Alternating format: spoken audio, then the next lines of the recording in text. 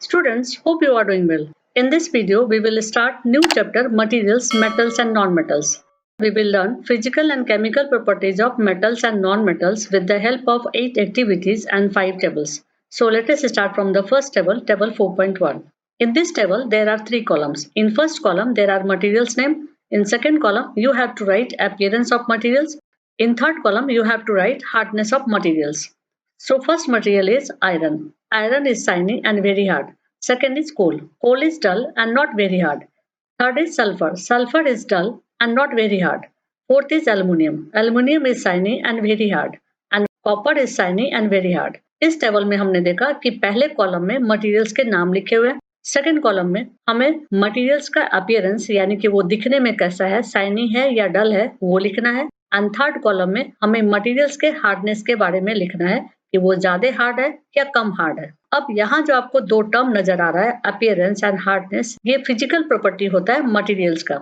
अब हम लोग तीसरे फिजिकल प्रॉपर्टी को पढ़ेंगे. इसके लिए हम लोग एक्टिविटी 4.1 करेंगे और उस फिजिकल प्रॉपर्टी का नाम है मैलिएबिलिटी. इस एक्टिविटी के लिए हमें एक छोटा आयरन नेल चाहिए, एक कोल पीस चाहिए, एक मोटे एल्युमिनियम के वायर का पीस चाहिए और एक पेंसिल लेड चाहिए. अब इन सब मटेरियल को हम हैमर से पहले धीरे से पीटेंगे और फिर तेज से पीटेंगे और उसके बाद इसके ऑब्जर्वेशन को टेबल 4.2 में नोट डाउन करेंगे. इस टेबल के इस कॉलम में मटेरियल का नाम लिखेंगे और इस कॉलम में मटेरियल को जब हैमर से पीटा गया तो उसमें क्या चेंजेस हुए वो लिखना है. तो फर्स्ट मटेरियल है हमारा आयरन नेल. आयरन नेल को जब हैमर से पीटते हैं तो पहले वो फ्लैटन होता है यानी कि चौड़ा होता है और यदि उसे ज्यादा पीटा जाता है तो वो थिन शीट में कन्वर्ट हो जाता है. नेक्स्ट है कोल पीस. जब इसे हैमर से पीटा जाता है तो ये छोटे छोटे पीसेस में बढ़ जाते हैं. नेक्स्ट है एल्युमिनियम वायर. आयरन नेल की तरह ही एल्युमिनियम वायर को भी जब हैमर से पीटा जाता है तो पहले वो फ्लैटन होता है और बाद में ये थिन शीट में कन्वर्ट हो जाता है. नेक्स्ट है पेंसिल लेड. पेंसिल लेड को भी जब हैमर से पीटा जाता है तो कोल पीस की तरह ये छोटे छोटे पीसेस में बढ़ जाता है. अब इस एक्टिविटी से हम लोग को मैलिएबिलिटी का डेफिनेशन मिल जाता है. The property of metals by which they can be beaten into thin sheets is called malleability. Metals की वह प्रॉपर्टी जिसके द्वारा उसे थिन शीट में बदला जाए मैलिएबिलिटी कहलाता है. This is a characteristic property of metals. यह metals का characteristic property है. As you must have noticed, materials like coal and pencil lead do not show this property. कह रहा है कि जैसा कि आपने एक्टिविटी में देखा कि कोल और पेंसिल लेड इस प्रॉपर्टी को शो नहीं करता, यानी कि जब उसे हैमर से पीटा जाता है तो वो थिन शीट में कन्वर्ट नहीं होता है. अब हम लोग नेक्स्ट प्रॉपर्टी को पढ़ेंगे और नेक्स्ट प्रॉपर्टी है कंडक्टिविटी. इस कंडक्टिविटी के लिए हम लोग एक्टिविटी 4.2 करेंगे. एक्टिविटी 4.2 में ये डायग्राम इलेक्ट्रिक सर्किट का डायग्राम है. इसमें ये सेल है, ये ग्रीन, रेड और ब्लू कलर का वायर जो है ये इसे कंडक्टिंग वायर कहा जाता है. ये बल्ब है और यहाँ आयरन नेल लगा हुआ है. इस आयरन नेल से ये सर्किट कंप्लीट होता है और बल्ब ग्लो करने लगता है. अब इस आयरन नेल की जगह पर हम लोग 3 अलग अलग मटेरियल का यूज करेंगे. पहला सल्फर, दूसरा कोल पीस और तीसरा कॉपर वायर. जब हम लोग आयरन नेल की जगह पर सल्फर का यूज करते हैं तो बल्ब ग्लो नहीं करता है. फिर यदि कोल पीस का यूज करते हैं तब भी बल्ब ग्लो नहीं करता है. लेकिन यदि कॉपर वायर का हम यहाँ यूज करते हैं तो बल्ब ग्लो करने लगता है. अब बल्ब ग्लो करने का मतलब हुआ कि वो मटेरियल गुड कंडक्टर है और जिससे बल्ब नहीं ग्लो हो रहा है वो पुअर कंडक्टर है. अब इसके ऑब्जर्वेशन को हम लोग टेबल 4.3 में नोट डाउन करेंगे. इस टेबल के इस कॉलम में मटेरियल का नाम लिखेंगे और इस कॉलम में वो गुड कंडक्टर है या पुअर कंडक्टर वो लिखेंगे. तो पहला मटेरियल हमारा है आयरन रॉड और नेल. ये गुड कंडक्टर है. नेक्स्ट है सल्फर, ये पुअर कंडक्टर है. नेक्स्ट है कोल पीस, ये पुअर कंडक्टर है क्योंकि इन दोनों से बल्ब ग्लो नहीं हुआ था. और नेक्स्ट है कॉपर वायर, ये गुड कंडक्टर है यानी कि इससे भी बल्ब ग्लो हुआ था. अब हम लोग नेक्स्ट प्रॉपर्टी को पढ़ेंगे और वो प्रॉपर्टी है ductility. The property of metal by which it can be drawn into wires is called ductility. Metal की वह प्रॉपर्टी जिसके द्वारा इससे तार बनाया जा सके डक्टिलिटी कहलाता है. अब हम लोग नेक्स्ट प्रॉपर्टी को पढ़ेंगे और वो प्रॉपर्टी है sonorous. Since metals produce ringing sounds they are said to be sonorous. चूंकि मेटल्स रिंगिंग साउंड प्रोड्यूस करता है इसीलिए इसे सोनोरस कहा जाता है. After performing the above activities we can say that some materials are hard, lustrous, malleable, ductile, sonorous and good conductors of heat and electricity. The materials which generally possess these properties are called metals. कह रहा है कि ये सब property जिस materials में होता है उसे मेटल्स कहा जाता है. The examples of metals are iron, copper, aluminium, calcium, magnesium, etc. और ये सब metals का example है. In contrast, materials like coal and sulfur are soft and dull in appearance. कह रहा है इसके opposite coal और sulfur soft होता है और इसका appearance dull होता है. They break down into powdery mass on tapping with the hammer. और जब इसे हथौड़े से पीटा जाता है तो ये powdery mass में convert हो जाता है. They are not sonorous and are poor conductor of heat and electricity. इससे ringing sound produce नहीं होता है और ये poor conductor है heat का और electricity का. These materials are called non metals और ऐसे मटेरियल्स को नॉन मेटल्स कहा जाता है. The examples of non metals are sulphur, carbon, oxygen, phosphorus, etc. और ये सब नॉन मेटल्स के एग्जांपल्स है. अब हम लोग केमिकल प्रॉपर्टीज को पढ़ेंगे. सो chemical properties of metals and non metals. Chemical properties के लिए हम लोग अलग अलग रिएक्शंस करवाएंगे मेटल के साथ और फिर नॉन मेटल के साथ. तो फर्स्ट रिएक्शन है reaction with oxygen. You are familiar with the phenomenon of rusting of iron. कह रहा है कि आप रस्टिंग ऑफ आयरन के फिनोमिना से फेमिलियर हो. Recall the reaction by which rust is formed. उस रिएक्शन को याद करो जिससे रस्ट बनता है. You had also performed in class 7 an activity of burning of magnesium ribbon in air. कह रहा है कि क्लास 7 में आप लोग बर्निंग ऑफ मैग्नीशियम रिबन का एक्टिविटी कर चुके हैं. तो हम लोग इन दोनों एक्टिविटी का रिएक्शन को देखेंगे. ये रस्टिंग ऑफ आयरन का रिएक्शन है और ये मैग्नीशियम रिबन का रिएक्शन है. रस्टिंग ऑफ आयरन का रिएक्शन है iron plus oxygen plus water, it gives hydrated iron oxide. Now next magnesium plus oxygen, it gives magnesium oxide. अब हम लोग एक्टिविटी 4.3 से रस्टिंग ऑफ आयरन के नेचर को देखेंगे. इसके लिए हम लोग को थोड़ा सा रस्ट को जमा करना है और जमा करके एक टेस्ट ट्यूब में पानी के साथ उसे डिसॉल्व कर देना है और तब इस सॉल्यूशन को लिटमस पेपर से, ब्लू लिटमस पेपर से और रेड लिटमस पेपर से उसके नेचर का टेस्ट करना है. जब हम रेड लिटमस पेपर को इस सॉल्यूशन में डिप करते हैं तो वो ब्लू कलर हो जाता है. यह शो करता है कि रस्टिंग बेसिक नेचर का होता है. अब यहाँ एक क्वेश्चन है, does copper also get rusted? क्या कॉपर में भी रस्ट होता है? I have seen a greenish deposit on surface of copper vessel. कह रहा है कि मैंने देखा है कि कॉपर के सरफेस पर ग्रीनिश डिपोजिशन होता है. तो इसका आंसर क्या होगा कि यस, कॉपर में भी रस्टिंग होता है और वो जो ग्रीनिश डिपोजिशन है वो टाइप ऑफ रस्टिंग है. यहाँ कॉपर के रस्टिंग का फॉर्मूला लिखा हुआ है, आप इसको देख लीजिएगा. Now recall the activity of burning of magnesium ribbon. The ash obtained on burning magnesium ribbon is dissolved in water and tested for its acidic or basic nature. कह रहा है कि अब burning of magnesium ribbon की activity को recall कीजिए और उससे जो एश निकलता था उसे वाटर में डिसॉल्व करके एक सॉल्यूशन रेडी कीजिए और उस सॉल्यूशन से इसके एसिडिक और बेसिक नेचर को टेस्ट कीजिए. जब एश के सॉल्यूशन में रेड लिटमस पेपर को डिप किया जाता है तो वो ब्लू कलर में कन्वर्ट हो जाता है. So oxide of magnesium is also basic in nature. इसलिए मैग्नीशियम का ऑक्साइड जो है वो भी बेसिक नेचर का है. In general metallic oxide are basic in nature. अब यहाँ जनरलाइज कंक्लूजन दे दिया कि मेटेलिक ऑक्साइड बेसिक नेचर का होता है. Let us now observe the reaction of non metals with oxygen. अब हम लोग नॉन मेटल के साथ ऑक्सीजन का क्या रिएक्शन होता है उसको ऑब्जर्व करेंगे. इसके लिए हम लोग एक्टिविटी 4.4 करेंगे. इस एक्टिविटी के लिए एक डिफ्लेगेटिंग स्पून चाहिए, एक गैस जार चाहिए जिसका ढक्कन लगा हो, थोड़े सल्फर पाउडर चाहिए, एक बर्निंग कैंडल चाहिए और थोड़ा पानी चाहिए. यदि आपके पास डिफ्लेगेटिंग स्पून नहीं है तो बोतल के कैप से आप डुप्लीकेट डिफ्लेगेटिंग स्पून रेडी कर लोगे.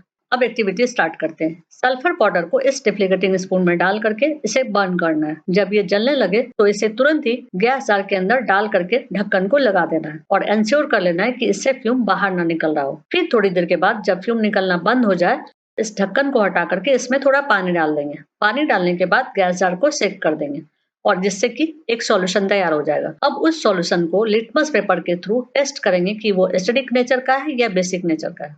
इस तरह से इस सॉल्यूशन को एक डिश में बाहर निकालेंगे और बाहर निकालने के बाद रेड लिटमस पेपर और ब्लू लिटमस पेपर से इसके नेचर को टेस्ट करेंगे. तो जब हम चेक करते हैं तो blue litmus paper red colour का हो जाता है. इसका मतलब है कि ये एसिडिक नेचर का है. यहाँ कंक्लूजन हो गया कि metal oxide is basic in nature and non metal oxide is acidic in nature. चूंकि हम लोगों ने अभी पढ़ा कि मेटल बेसिक नेचर का है और नॉन मेटल एसिडिक नेचर का है, इसलिए टेबल 4.4 के इस कॉलम में बेस का नाम लिखना है और इस कॉलम में जिस मेटल से वो बेस बना है उसका नाम लिखना है. ठीक इसी तरह से इस कॉलम में एसिड का नाम लिखना है और जिस नॉन मेटल से वो एसिड बना है उसका नाम इस कॉलम में लिखना है. तो स्टार्ट करते हैं फर्स्ट बेस से. Calcium hydroxide. Calcium hydroxide calcium metal से बना है. नेक्स्ट है sodium hydroxide. Sodium hydroxide sodium metal से बना है. अब हम लोग एसिड के बारे में देखते हैं. Sulphuric acid, sulphuric acid sulphur non metal से बना है। नेक्स्ट है hydrochloric acid, hydrochloric acid chlorine non metal से बना है। बाकी आप लोग नोट कर लेना। यहाँ पर एक रिएक्शन है जो इंपॉर्टेंट है, इसे लर्न कर लीजिएगा। When sulphur dioxide is dissolve in water, sulphuric acid is form. जब सल्फर डाइऑक्साइड को वाटर के साथ डिसॉल्व किया जाता है तो सल्फ्यूरिक एसिड बनता है। इसका रिएक्शन है sulphur dioxide plus water, it gives sulphuric acid. इसका फॉर्मूला है H2SO3। इसीलिए ये रिएक्शन इंपॉर्टेंट है क्योंकि सल्फ्यूरिक एसिड का फॉर्मूला होता है H2SO3 और हम लोग पढ़ते हैं सल्फ्यूरिक एसिड, और सल्फ्यूरिक एसिड का फॉर्मूला होता है H2SO4। Okay, the sulphuric acid turns blue litmus paper red. Generally oxides of non metal are acidic in nature. जो सल्फ्यूरिक एसिड होता है वो ब्लू लिटमस पेपर को रेड कर देता है, और जनरलाइज ये कंक्लूजन हो गया कि oxides of non metals are acidic in nature, यानी कि नॉन मेटल्स के ऑक्साइड एसिडिक नेचर का होता है।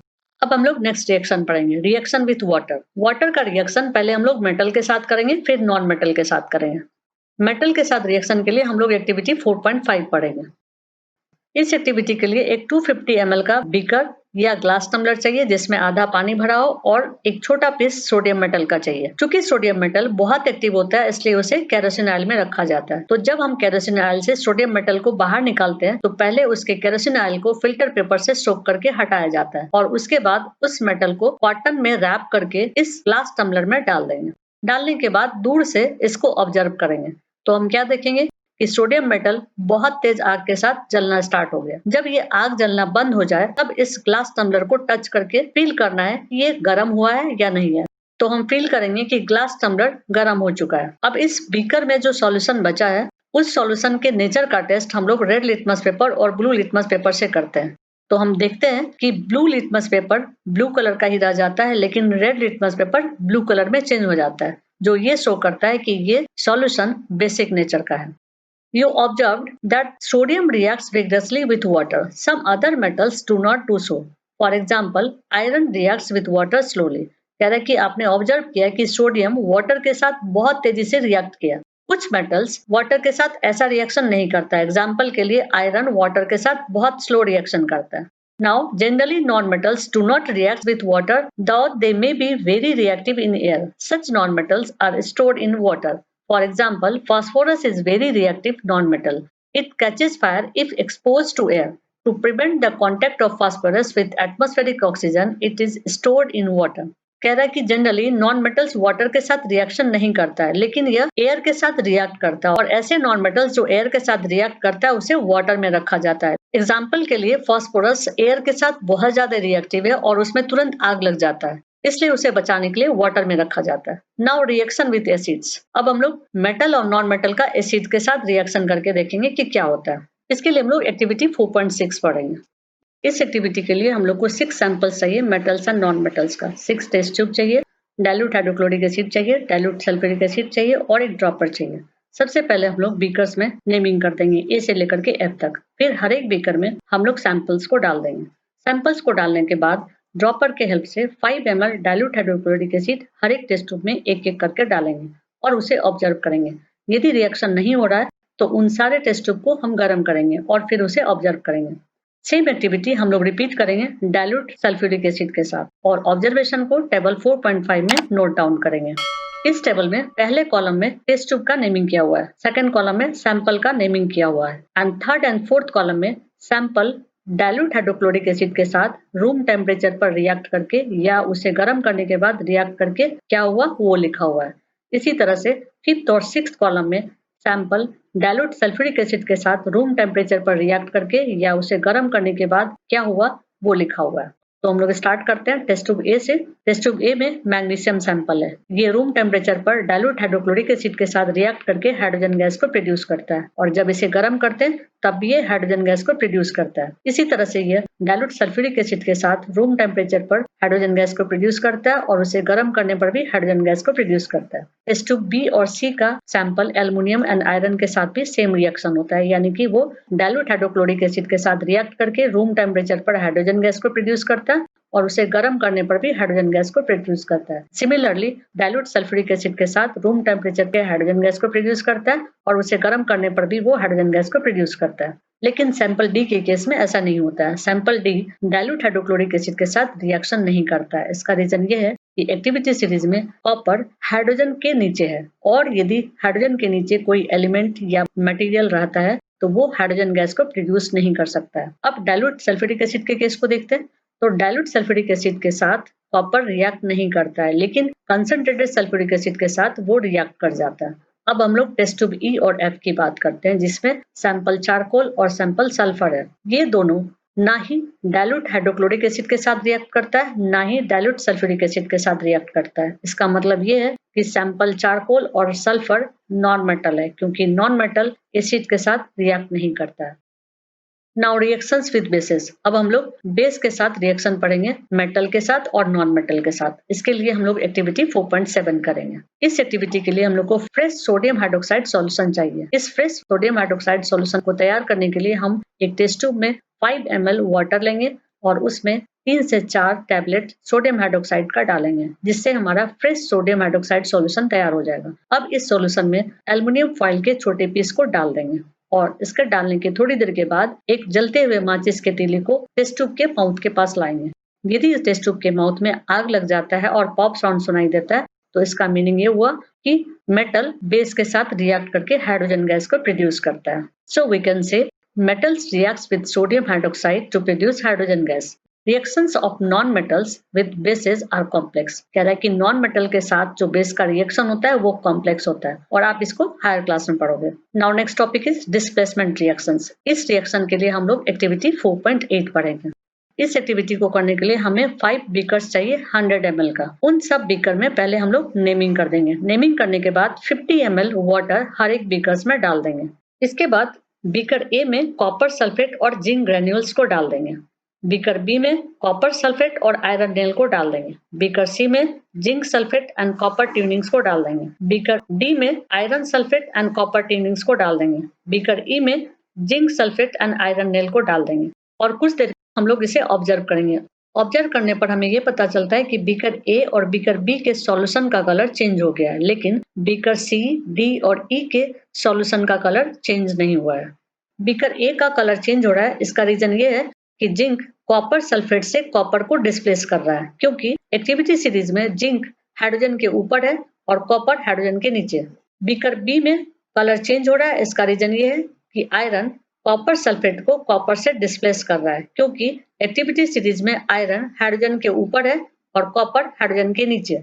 बीकर सी में कोई रिएक्शन नहीं हो रहा है, क्योंकि एक्टिविटी सीरीज में कॉपर हाइड्रोजन के नीचे है और जिंक हाइड्रोजन के ऊपर। बीकर डी में कोई रिएक्शन नहीं हो रहा है, क्योंकि एक्टिविटी सीरीज में कॉपर हाइड्रोजन के नीचे है और आयरन हाइड्रोजन के ऊपर। बीकर ई में भी कोई रिएक्शन नहीं हो रहा है, क्योंकि एक्टिविटी सीरीज में आयरन हाइड्रोजन के नीचे है और जिंक हाइड्रोजन के ऊपर। यदि एक्टिविटी सीरीज के बारे में आप पढ़ना चाहते हैं तो मेरे चैनल पर अपलोडेड है, आप उसे देख सकते हैं। और एक्टिविटी सीरीज का एक रूल है, वो है a more reactive metal can replace a less reactive metal but a less reactive one can not replace a more reactive metal. इसमें कह रहा है कि ज्यादा रिएक्टिव मेटल कम रिएक्टिव मेटल को रिप्लेस कर सकता है या डिस्प्लेस करता है, लेकिन कम रिएक्टिव मेटल ज्यादा रिएक्टिव मेटल को रिप्लेस या डिस्प्लेस नहीं कर सकता है। Now last topic of this chapter, uses of metals and non-metals. Metals are used in making machinery, automobiles, aeroplanes, trains, satellites, industry gadgets, cooking utensils, water boilers, etc. इन सब में metal का use किया जाता है। Now uses of non-metals. Non-metals is essential for our life which all living being inhale during breathing. इसमें कह रहा है कि नॉन मेटल हमारे लाइफ के लिए बहुत ही एसेंशियल है, क्योंकि सभी लिविंग बीइंग को ब्रीदिंग में नॉन मेटल ही चाहिए, यानी कि ऑक्सीजन हम लोग ब्रीदिंग के थ्रू लेते हैं। ऑक्सीजन नॉन मेटल है। Next, non metals used in fertilisers to enhance the growth of plants.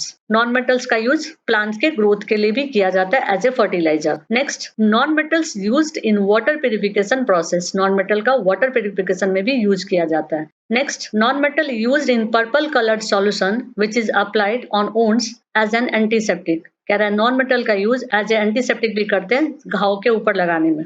Now last, non metals use in crackers. Non metal का यूज क्रैकर्स में भी किया जाता है। That's it. यदि आपको वीडियो पसंद आए तो लाइक कर दीजिएगा और आगे के वीडियोस को देखने के लिए सब्सक्राइब कर दीजिएगा।